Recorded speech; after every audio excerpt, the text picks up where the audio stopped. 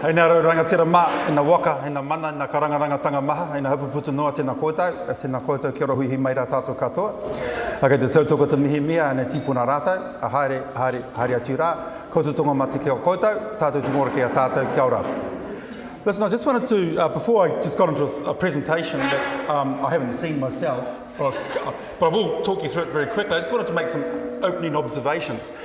And that's that basically, if you look at vulnerable families or you look at the difficulties in our communities, as you saw in that clip from Hekia Parata, there's no doubt that we've got some outstanding successes going on in our communities. And really, we have to start to rejoice and celebrate them rather than be anchored and mired in our major difficulties. So the proposition that I put to you in the community that I serve out in the West Auckland area, around 26,000 Māori,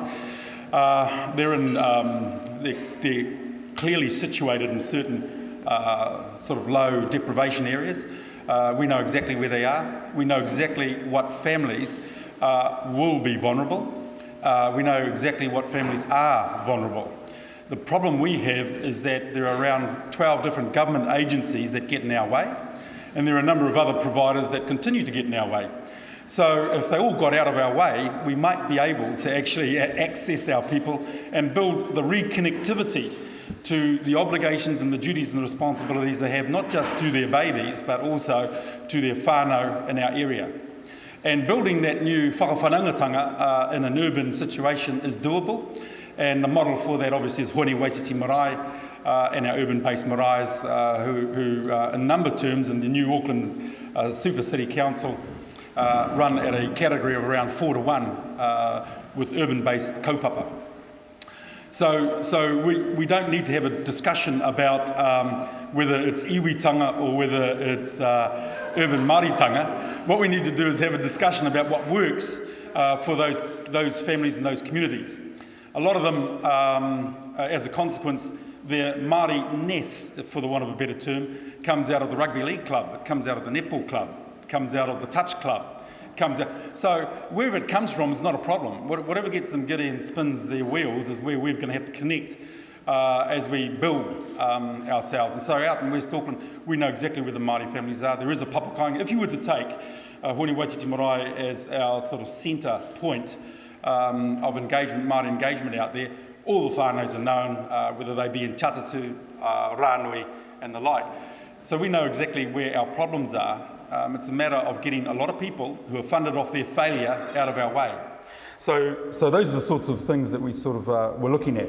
Now, I'll just carefully reflect on the model that we're endeavouring to build out west there. We've built a whānau ora centre for not because of the building. It's not about the building. It's about building a destination situation where our people are, one, comfortable, two, they own it, three, the service provision that runs through it is accountable to them, by them, for them. It's not about bringing a co-location together in terms of a whole bunch of providers.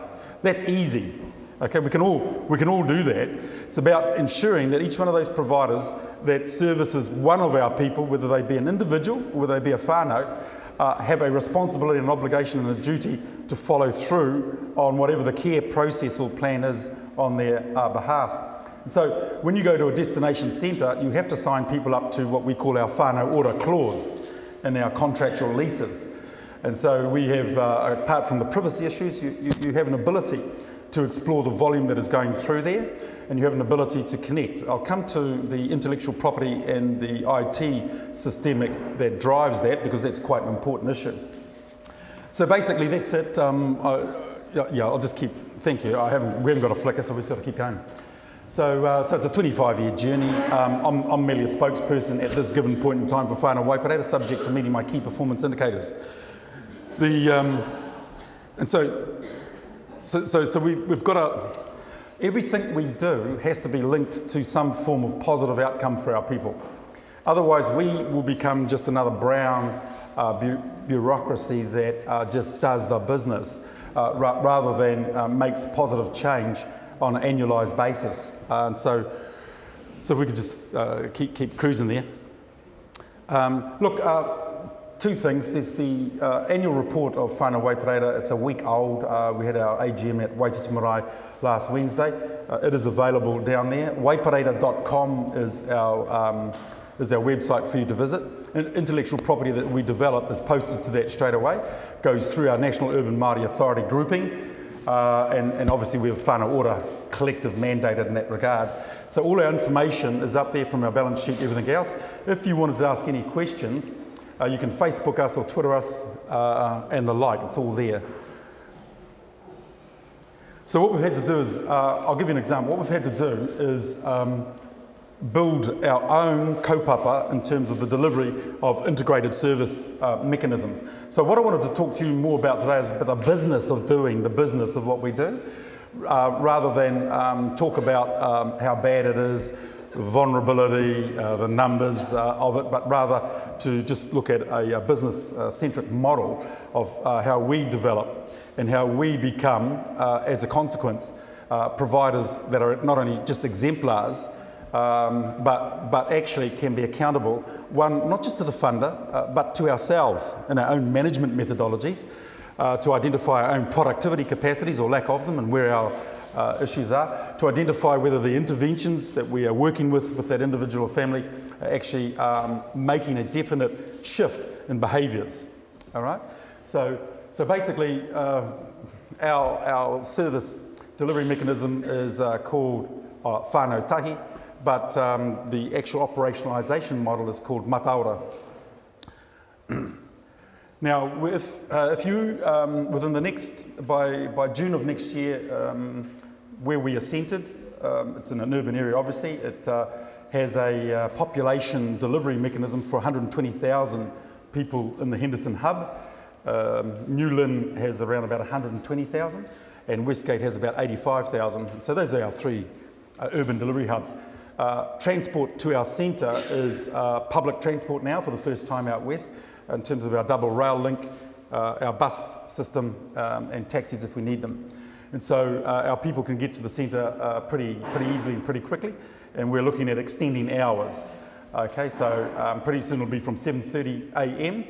It is now to 8:30 p.m. And we will kick those hours out if White Cross continues to screw us on after-hours fees. All right?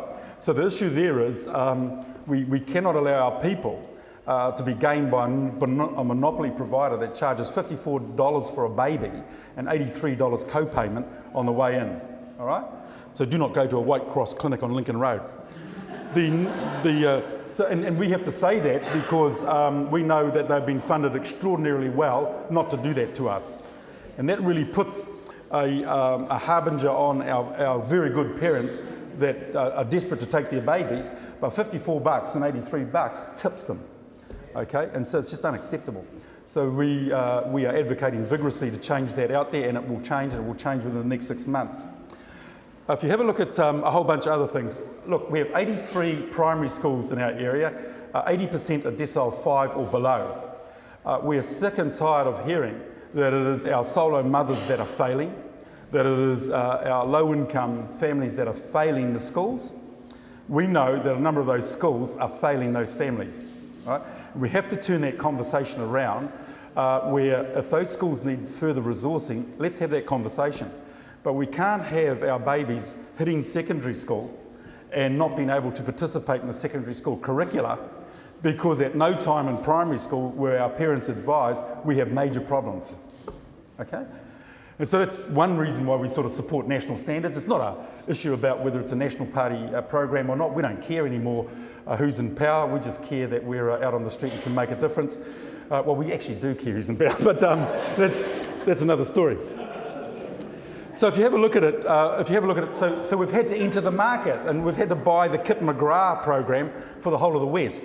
And we've had to start to target our babies predominantly in the primary school area. All right, and so we are finding a number of things where a lot of our kids aren't stupid, but they have small issues to do with things like dyscalculia, things like a small variant in dyslexia or autism or so on and so forth. They're not completely write-offs. They just don't get it the way it's pitched. It doesn't mean to say they're stupid, but then they start to become excluded. And then it just rolls on, and next minute we've got some problems, and next minute we've got some more providers in the youth justice system. So basically, we've had a go at that. That doesn't enamour us to the principals associations in our area. They see us as being judgmental on them, but we have to be, because we can't allow what's going to happen in 2011 to 2016.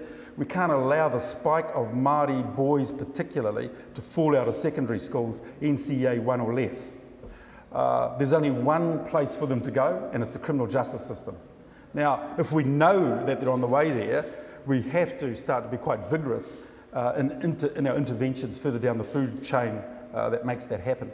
And so we will no longer talk to our principals associations in the West Auckland region, because they just want us to be adopted and assimilated as a Māori co-committee, subcommittee, trying to advance issues on behalf of our people, and we go nowhere with that conversation.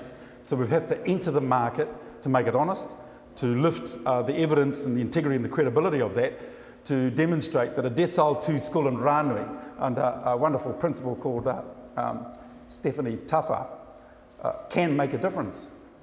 Can make a difference regardless of the socioeconomic status of the babies on that campus. So if she can do it, why is it such a tough role for all the others out there? So we have to. So when we're talking about vulnerable families, this is what we're talking about. We're talking about moving them away from a range of issues that can tip them so easily into what you're determined to be impoverished, deprived, dysfunctional, or vulnerable, whatever you like to call it. So we have to have an entry vehicle available to change behaviours of mainstream providers across the whole framework. All right, and so we can't work across the whole of the Auckland region at this stage, although we will have a build out within the next 5 years, and that's happening right now. So we could just keep moving on. Yeah, next one. Now, we did, how did we get our money? Well, we made some, when NAIDA was on our board, we made some major investments in the Westgate Centre. It takes time, 10 years actually, before that investment started to build. The money came from a lack of conditions actually amongst our staff who invested in it, and the elders at the time who didn't believe in meeting fees. Things have changed. So what we've got now is a system where we'll drive a whole range of things, right? Right now, in fact tomorrow, I'll have the lease from our DHP in terms of the devolution into our centres. And that's predominantly community health nursing and a whole bunch of other things that'll be coming out. And they'll be geared to our communities, by our communities, for our communities. But obviously the operational side of it will be driven out of the DHP, but no longer at the imperatives of the DHP, but at the imperatives of our community. So that'll be coming out there. Our community link centre will be driven through here. The net result of that is that no person should leave our pharmacy without the ability to pick up the script. So the pharmacy will email across to the WINS office and it's a done deal. You can't have a GP intervention that doesn't work because of a lack of an ability to pick up a script. See, it's hundreds of little things that we've got to do that work. There's no big silver bullet for this difficult task we have. So it's making each sort of post a winning post. And so that's what happens. And so dental is another issue where we struggle in our communities. But once again, if we've got that systemic involved, and we have, and we've got a very good provider, Chinese, I might say. No thanks to Tuariki Delamere, but they're in our building. We imported them ourselves. So look. So what I'm just trying to say is that there's all sorts of ways of achieving it, and can I say their clinical or service model fits quite nicely with where we're heading, all right?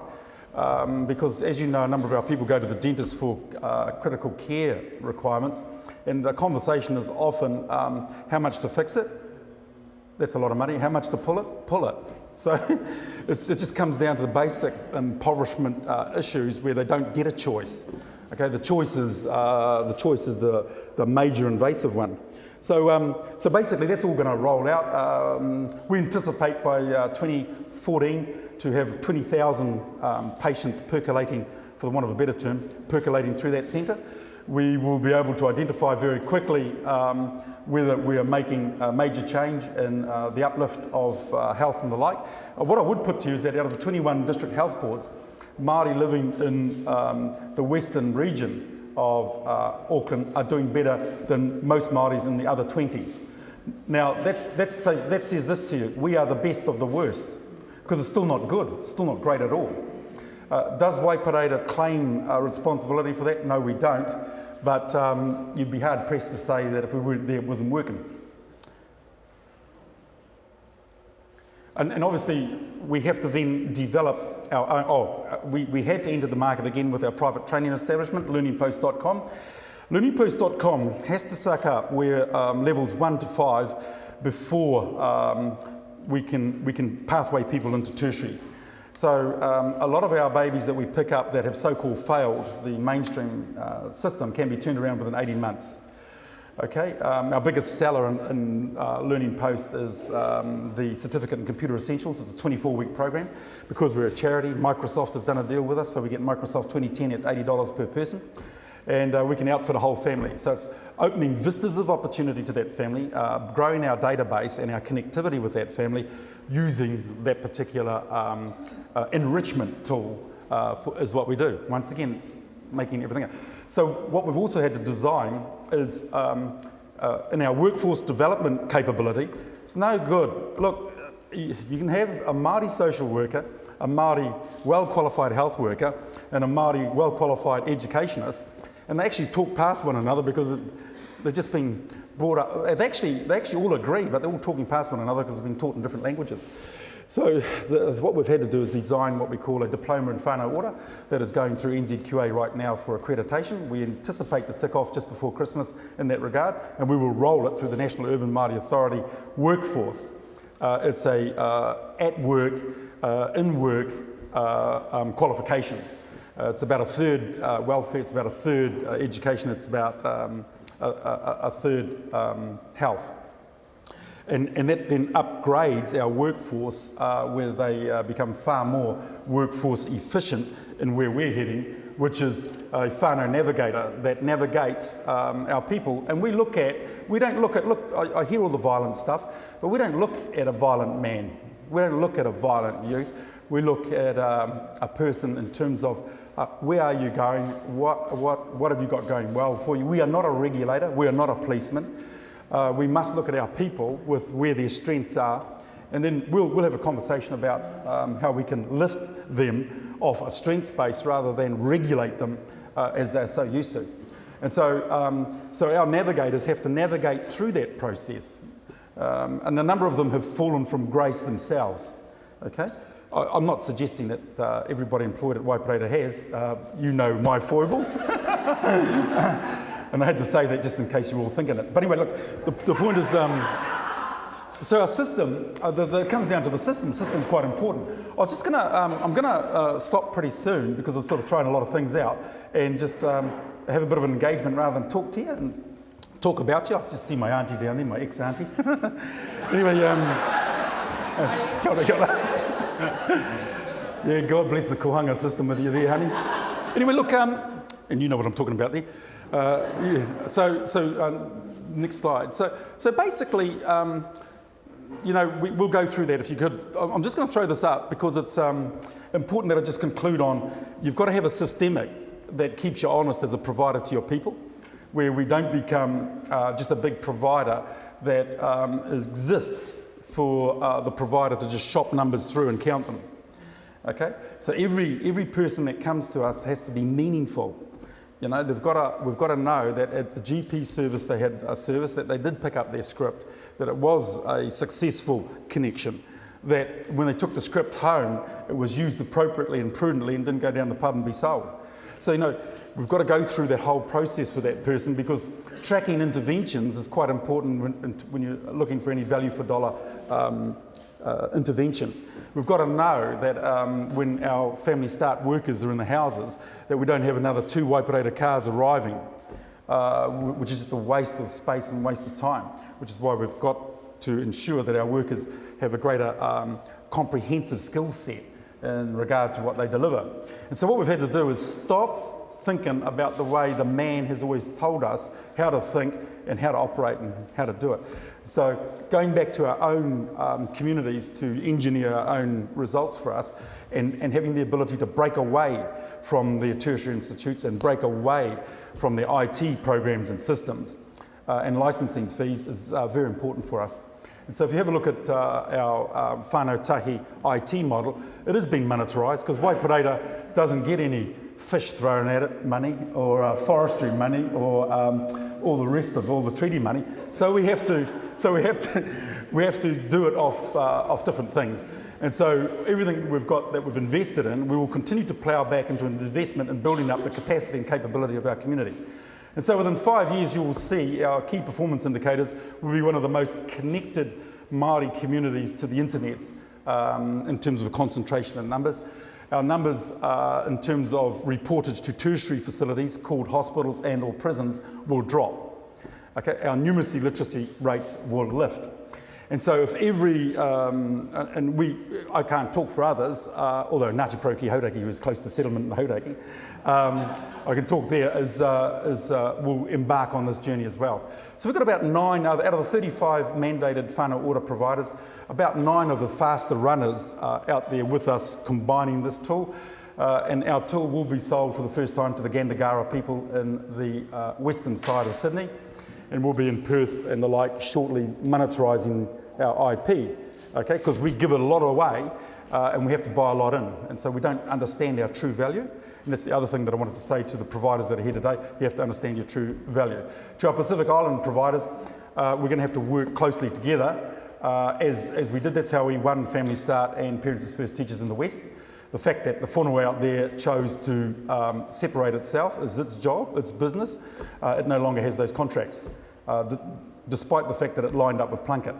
So you either can work with us, that's cool. To the ethnic groups, we are the tangata whenua. And so like at the super city, if you arrive at the super city and demand the same rights as Māori over our heads without any consultation, we say go to hell. So what we say is work with us and let's work together on this thing. Because we're very clear about our rights constitutionally and what must flow from that, okay? Whether it's in the super city, whether it's in health, whether it's in welfare, whether it's in education, okay? We will fix up our people and we've got enough people feasting off their failure right now and in our way. So I just wanted to conclude there and say, Mr. Chair, I think I've just taken about 10 to 15 minutes. Forget that slideshow, I don't know what's on the back of it, but you're more than welcome to have that downloaded as well. But like I said, it's all on our websites. Do visit the National Urban Māori Authority website. Our major providers are Mātawaka out of Christchurch, Porirua ki Awhina out of Porirua, Kirikiriroa obviously out of Hamilton, and Tangarai and Whangarei works very closely with us. All right. In terms of the 8 lead providers out of the whānau ora cooperatives, I won't name those today. We're just in the process of putting pen to paper and securing contracts of commitment there. Okay, so I just wanted to sort of slow down there and just say, are we getting the right result out of insulation and insulation? No, we're not. You know, are we getting the right result in terms of Housing New Zealand allocations to Māori? The Mahurehure people from here, who actually advanced and bought this land in the 60s, were doing quite well at estate housing in this area, right? They no longer do. That's unacceptable. They must have preferential rights to the Papakainga state houses around here. That's a conversation we have to have. That's why these things are pretty cool. Now, where we can get together. We did the same deal for Wairākei in 1992. I just wanted to tell you that. That's a free consultation advice to the Mahurehure Marae. But I remember coming here with Dr. Pat Hohepa and them when it was a dump. Anyway, it's beautiful now. Okay, so look. So if there's anyone got a question to ask or that, because I've just had a text message from Mr. Jackson, and as usual, he will arrive at the radio station very late, so I've got to go and do the business. Well, it's because I would like to stay and have more fraternity, but there you go. Oh, and I just see Kim Workman. He used to be one of my employers as well, when he was the regional manager for Māori Affairs up here. It's Kia ora, Kim. And he sends out these incessant emails. He's like a stalker on this bloke called Garth McVicker. And Garth McVicker, he runs a trust called Make Money Out of Victims Trust. You know, and that's why Kim stalks him, I suspect. But anyway, you've been a good soldier, Kim, and I can see it written all. Anyway, so I'll just say that if you've got any questions in terms of the contribution that I might have made, by all means do it. If not, you can access all the information off our website and the like. But like all things, it's no good walking into a clinic and having nice Māori carvings, but not a kaupapa Māori delivery mechanism. Yeah, so I'll just leave it at that. Yep, kia ora.